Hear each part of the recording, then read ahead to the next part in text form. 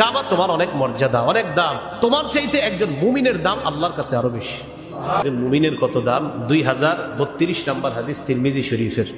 আব্দুল্লাহ ইবনে ওমর রাদিয়াল্লাহু তাআলা আনহুমার বর্ণনা, কাবা শরীফের সামনে দিয়ে হাঁটতেছে আব্দুল্লাহ ইবনে ওমর। কাবা শরীফকে লক্ষ্য করে বললেন, কাবা মা আ'যামাকি ওয়া আ'যামা হুরমাতাক, কাবা তোমার অনেক দাম, তোমার অনেক সম্মান, তোমার অনেক মর্যাদা।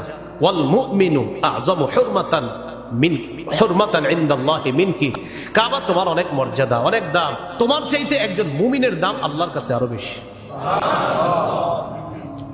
তাহলে একজন মুমিনের দাম আল্লাহর কাছে অনেক বেশি, কাবার চেয়ে বেশি।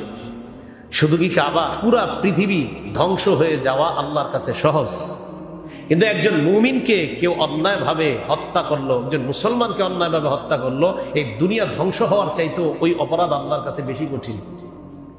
পুরা দুনিয়া একদিকে, একজন মুসলমান আর একদিকে, আল্লাহর কাছে দুনিয়ার চেয়ে মুসলমানের দাম বেশি।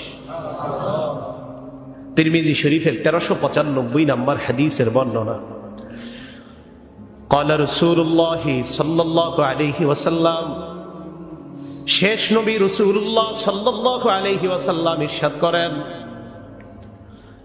লা যাওয়ালুদ দুনিয়া আহওয়ানু আলাল্লাহ মিন কতলি রাজুলিন মুসলিম। নবীজি বলেন, দুনিয়া ধ্বংস হয়ে যাওয়া আল্লাহর কাছে সহজ, দুনিয়া ধ্বংস হওয়া আল্লাহর কাছে সহজ। মিন কতলি রাজুলিন মুসলিম, একজন মুসলমানকে হত্যার চাইতেও দুনিয়া ধ্বংস হয়ে যাওয়া আল্লাহর কাছে সহজ। আহওয়ান, আহওয়ান বলছে রাসূল সাল্লাল্লাহু আলাইহি ওয়াসাল্লাম, আহওয়ান মানে অধিক সহজ। একটা মুসলমানকে হত্যার চাইতে দুনিয়া ধ্বংস আল্লাহর কাছে অধিক সহজ। একজন মুসলমানকে হত্যা করা এটা আল্লাহর কাছে কঠিন। আল্লাহ আমাদের সকলকে মুসলমান, ঈমান এটার মর্যাদা বোঝার তৌফিক দান করেন। আমরা যে মুসলমান, আমরা যে ঈমানদার, আশাবাদী, এই জন্য আমাদের এই ঈমানের আলাদা মর্যাদা আছে আল্লাহর কাছে। আল্লাহ আমাদের সকলকে বুঝার তৌফিক দান করেন। তিরমিজি শরীফের 1398 নম্বর হাদিসের বর্ণনা, এই হাদিসে কি বলে দেখেন, আজীব কথা বলছে। ক্বালা রাসূলুল্লাহ সাল্লাল্লাহু আলাইহি ওয়াসাল্লাম, লাউ আন্না আহলাস সামাই ওয়া আহলাল আরদি ইশতারাকু ফি দামি মুমিনিন, আসমানের সবাই এবং জমিনের সবাই যদি এক হয়ে যায় একজন মুমিনকে হত্যা করার জন্য, আসমান জমিনের সবাই এক হয়েছে, একটা মুমিনকে মারবে। আসমান জমিনের জিন ইনসান যা আছে সব এক হয়ে গেছে, আসমানেও যারা আছে জমিনে যারা আছে সবাই এক হয়েছে, একজন মুমিনকে মারবে, এক হয়ে গেছে। তো সবাইকে মারবে নাকি সবাই সমর্থন একজন মারবে? এরকমই তো, সবাই তো আর মারতে পারবে না। নবীজি বলেন, লা আকাব্বাহুমুল্লাহু ফিন্নার, এই আসমান জমিনের সবাইকে আল্লাহ মুখ থুবড়ে জাহান্নামে নিক্ষেপ করবে। একজন মুমিনের রক্তের, আপনার রক্তকে সম্মানহানি করার কারণে, রক্তপাত ঘটানোর কারণে একজন মুমিনের রক্তের এত দাম আল্লাহর কাছে। মুখ থুবড়ে সকলকে জাহান্নামে নিক্ষেপ করবে, আল্লাহ দ্বিধাবোধ করবে না। একজন ইমানদারের এত দাম। তাই ভাই, আমরা যে ইমানদার, এটা যে কি পরিমাণ শুকরিয়া আদায় করা দরকার যে আল্লাহর কাছে ঈমানের এত দাম, মুমিনের এত দাম।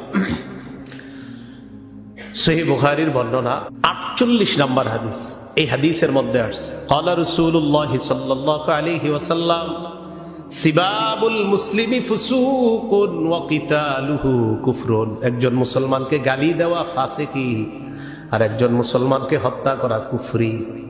সহিহ বুখারী 121 নম্বর হাদিস, ক্বালা রাসূলুল্লাহ সাল্লাল্লাহু আলাইহি ওয়াসাল্লাম, লা তারজিউ বাদি কুফারা, আমার পরে তোমরা কাফের হয়ে যাও না। নবীজি বলেন, আমার পরে তোমরা কুফরির দিকে ফিরে যাও না। ইয়াদরিবু বাদুকুম রিকাবা বাদিন, কুফরি কারে কয় দেখেন, ইয়াদরিবু বাদুকুম রিকাবা বাদিন, এক মুসলমান আরেক মুসলমানের গর্দানে তরবারি রাখবা, এমনটা করবা না। একজন আরেকজনের কাঁধের উপর আঘাত করবা, এই আঘাত জাতীয়, এটা কুফরি। নবী এই কুফরির দিকে যাও না। সহিহ বুখারী হাদিস নাম্বার 31, এই হাদিসের মধ্যে আসছে, ক্বালা রাসূলুল্লাহ সাল্লাল্লাহু আলাইহি ওয়াসাল্লাম, আল্লাহ নবী বলেন, ইদাল তাকাল মুসলিমানি বিসাইফাইহিমা, দুই মুসলমান পরস্পর তরবারি নিয়ে লড়াইয়ে লিপ্ত হইছে। দুই মুসলমান তরবারি নিয়ে পরস্পর লিপ্ত হইছে, বাঁশ নিয়ে। কি নিয়ে? আমাদের দেশে আর কি বাঁশ নিয়ে না, দুই দল নামে কি নিয়ে, বাঁশ নিয়ে না। তো বাঁশ নিয়ে নামার পর মনে করেন হুদাই, আমাদের দেশে মাঝে মাঝে দুই দল বাঁশ নিয়ে নামে, কেন নামে নিজেরাও জানেন। বাস একজন ডাক দিছে, নামছে, নামার পর দুই দলকেই মারবে, দোনো দলের ইচ্ছা মারবে। রাসূল আকরাম সাল্লাল্লাহু আলাইহি ওয়াসাল্লাম বলেন, দুই মুসলমান যখন তরবারি নিয়ে পরস্পর লিপ্ত হয়, দুজনের টার্গেট হলো আমি তাকে হত্যা করব। ফাল কাতিল ওয়াল মাকতুলু ফিন্নার, আল্লাহ নবী বলেন হত্যাকারী এবং নিহত ব্যক্তি উভয়ে জাহান্নামী। সাহাবারা বললেন, হাদাল কাতিল ফামা বালুল মাকতুল ইয়া রাসূলুল্লাহ। হুজুর, হত্যাকারী জাহান্নামী বুঝতে পারলাম, নিহত ব্যক্তি কেন জাহান্নামী হবে ব্যাপারটা বুঝি নাই।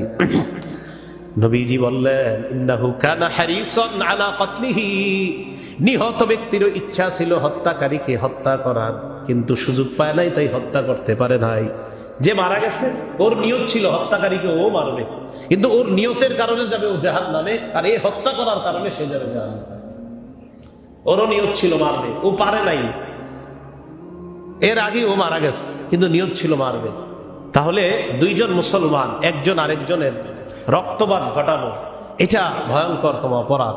আল্লাহ আমাদেরকে এই জাতীয় চিন্তা থেকেও বেঁচে থাকার তৌফিক দান করেন।